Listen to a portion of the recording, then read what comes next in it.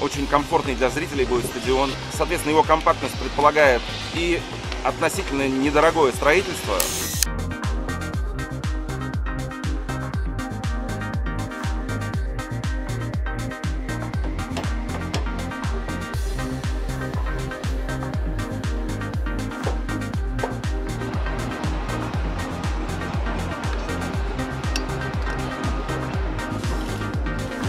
Мы нашли целый поселок, принадлежащий клану Меркушкина. Там обосновались его сын,